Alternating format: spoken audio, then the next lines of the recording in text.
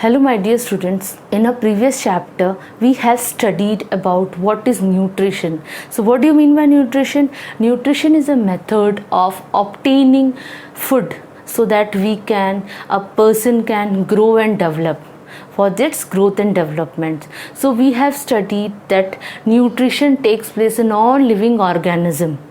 It is a feature of a living organism. So we have studied about the nutrition in plants. The nutrition in plants are of two types. What are they? Generally the plants that are green in color, they follow autotrophic mode of nutrition. And autotrophic mode of nutrition means that they prepare their own food in the presence of sunlight, carbon dioxide, water and chlorophyll. Yes, and the other mode of nutrition is also that is the heterotrophic mode of nutrition, in which they derive the nourishment from others. And we have seen that the Cuscuta plant, the parasitic, saprophytic and symbiotic mode of nutrition were there. So today we are going to study about how the nutrition will happen in animals. So in today's class we will discuss about the nutrition in different animals and also about the digestion in humans. So animal nutrition generally is a heterotrophic mode of nutrition. They don't prepare their own food. They take the food from the others, like they take the food from the plants. So animals as a whole depend directly or indirectly on the plants or the plant parts. You might have seen the deer. So deer depends directly on the plants, but about the lion or us, we indirectly depend on the plants. Generally the lion, they indirectly depend on the plants because they eat the deer, and deer in turn eats the grasses or the leaves.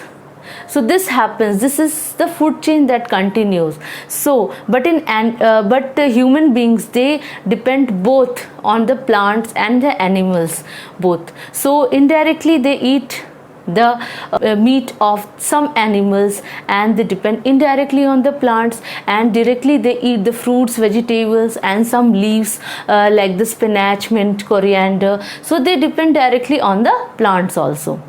So animals generally don't make their own food, so they are called the mode of nutrition is generally heterotrophic mode of nutrition. Hetero means others and trophos means nourishment. Animal nutrition includes nutrient requirement, what they are eating, what are the nutrients they intake, that is what are the carbohydrates, fats, proteins, vitamins, minerals they take from the plants and the other animals, and how they eat, the mode of intake of food, how they eat, the mode of intake of the food, and how the digestion takes place, that is the utilization of food in the body. So the animal nutrition include nutrient requirement, mode of intake of food and its utilization in the body. And why do we need food? We need food for the development, growth and repair the damaged part of the body, and also for the proper functioning of the body.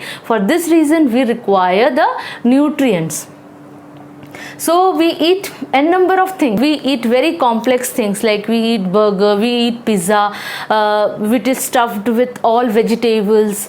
Yes, so what are these? They have all the nutrients in them, mainly the carbohydrate, vitamins, minerals, fats, proteins, everything is contained in that. So these has to be broken down into simpler substances. So how they are broken down into simpler substances? They are broken down into simpler substances by the process called digestion. In this, when we eat food, it has to be broken into simpler substances so that it is utilized by our body. So the component of food such as carbohydrates are complex substances. What we eat, what we intake are the complex substances. They need to be broken down into simpler substances so they are utilized by the body. And this you can see, they are entangled. These are the complex substances, and when they are broken down into simpler substances, it looks like this. So digestion, what do you mean by digestion? Digestion is a process of breaking down the complex food substances into simpler substances so that it can be utilized by the body. So the different animals, the mode of intake of food is different in different animals. How the mode of intake is different? Because you might have seen when the babies are born, they suck on the mother's milk, and they are called the infant. Like this, animal babies also, they suck the milk. So the process of intake of food is different. Yes, you might have seen the humming bees or the bees, they suck nectar. They have a tube like structure, mouth parts, so as to go inside the flower, and they suck nectar inside from inside it. So these have a different mouth parts, and the mode of taking in a food is different from others. You might have seen the snakes, they don't eat and chew the food. In turn, they swallow as a whole. The small animals, you might have seen the snakes eating the frog. So what they do? They don't take out their teeth and they chew and eat the frog and then they digest it. No, they simply take it, they swallow it, and ultimately in the stomach it gets digested. And you might have seen the aquatic animals. What do the aquatic animals do? They filter some tiny food particles that is floating on the pond or in water, so that they take the food from them and feed on them. When in the aquarium in your house, you put small food for the fishes. So what do? They take the food from the surface of the water and they digest it. Starfish, how do the starfish look like? Starfish looks like a star. So what do? It's covered by hard shells of calcium carbonate. So inside the calcium carbonate, the soft animal is there. So when they come in contact with the soft animal, the stomach comes out through the mouth and they engulfs the food substances from it, and in turn digests inside the stomach. So this happens in the starfish. This is all about the different ways of taking food in the other animals. Now coming the most important, the human beings, how do they take in food? In the humans, the digestive system is very complex. Okay, so they don't engulf and it is digested on its own. So they take the food, goes on through various processes, and the food is taken through the mouth, and the end is the anus. The starting is the buccal cavity, that is the mouth, and the end is the anus. So it passes through 4 more stages. Okay, and this it is called the digestive tract or the alimentary canal. What is alimentary canal? This is alimentary canal. It is a canal like thing through which the food the food goes one by one. First it goes through the buccal cavity, that is the mouth, then through the food pipe. It is a long elongated through the mouth. When we eat, it goes through the buccal cavity to the stomach. Stomach is the last structure, and after that some digestion occurs in the stomach, and after that it goes to the small intestine.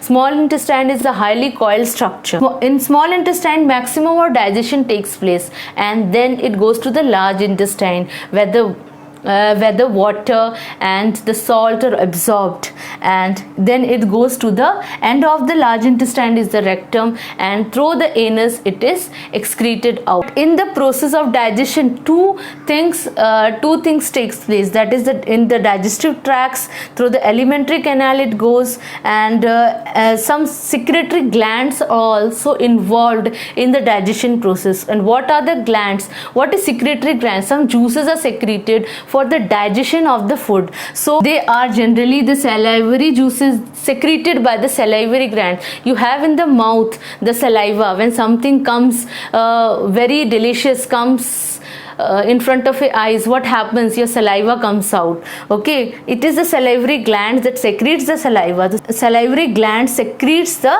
saliva, and saliva helps in the digestion. Some of the food particles are absorbed. It is made into simpler substances in the mouth itself. Then it goes to the stomach where the liver and the pancreas juices are secreted, where more number of digestion takes place. Two things helps in the digestion, that is the digestive tract and the secretory glands, and we will study in detail about this too. You can see over here the food what we eat is going through different process, and it goes through different process through the mouth to the stomach, then small intestine, large intestine, and then it comes to the anus. So you can see the movement of the food organs of our body. So today we studied about the nutrition in animals, so how different animals takes in food, and also about a brief idea about the digestion in humans. So in the next video we will study about the digestion in humans. Thank you.